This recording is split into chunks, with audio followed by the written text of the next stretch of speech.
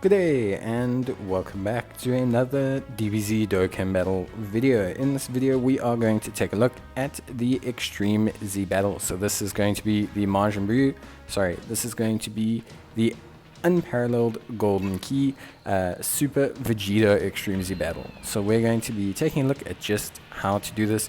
I did a Discord guide on it back in the days when I was writing Discord guides, and so I thought I would just update it with a very brief video.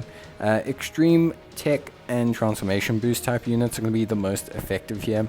Obviously the transformation boost category is led by strength cooler, but we've got a couple decent sub lead options that you can run.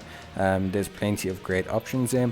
Originally obviously this was for the AGL Vegito, but now it's also been updated with sub Eza'S for INT Vegito, TEQ Vegito as well. All three of them look pretty good. I mean, AGL Vegito still doesn't really take damage from counters or anything, so like they're all pretty good. They all follow a similar line. Obviously the TEQ and INT Vegito are not really counter units but are more support orientated units, but that's not really too much of an issue. We're gonna do stage 30. We're gonna retake on stage 30. Usually I do stage 10, 20 and 30, but for this video we're only gonna take on stage 30 as it is quite an older EZA. Just important obviously to remember that TEQ Vegito and INT Vegito don't require the full range of medals. So for a standard EZA it is 30, 42, 30 and 30. In terms of the INT and TEQ Vegito, you only need 12 bronze medals, 20 silver medals, 12 gold and 12 rainbow. So don't need to go about doing anything. You can just obviously use those units or run the stage for those ones as well. If you are doing AGL Vegito, obviously AGL Vegito a little bit different since he is a DFE unit, so he's actually a tiny bit more expensive overall. His medals are again obviously 15 bronze, 40 silver and 30 gold and 30 rainbow. In terms of team build, pretty nice free-to-play-ish side that I used before. In terms of lead, I would suggest anyone, Janemba, TEQ Frieza, this Zamasu that I'm using are all very good. Frieza's obviously got his EZA, so he's 130% lead, so I would suggest him. And I would suggest Janemba because, again, 130% lead. Instead of Cooler, I actually also just suggest taking TEQ Frieza. For the most part, he's going to be very, very good, and he's going to be able to help you out quite a bit. His damage is really good in this event because obviously he fulfills both requirements, and he just has good damage now. He is facing a super class enemy, so that does help. I obviously have my TEQ Frieza in the team, but you don't actually need my TEQ Frieza.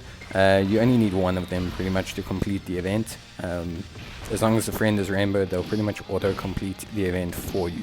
I do suggest bringing along this artificial life form cell, this prime battle cell. Very, very good free-to-play option. Will heal you with his attacks as well. A really nice source of healing. The TEQ Cooler as well, free-to-play unit, Terrifying Conquerors support as well. Super duper helpful. And then of course, like I said, Zamasu or Janemba or whoever lead you're going to run is pretty decent.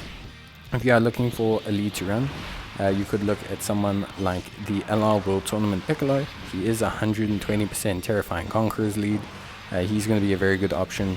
I'm not using him because not everyone has him, but he is also a very, very good option in terms of lead for this category in general. So you can definitely use him.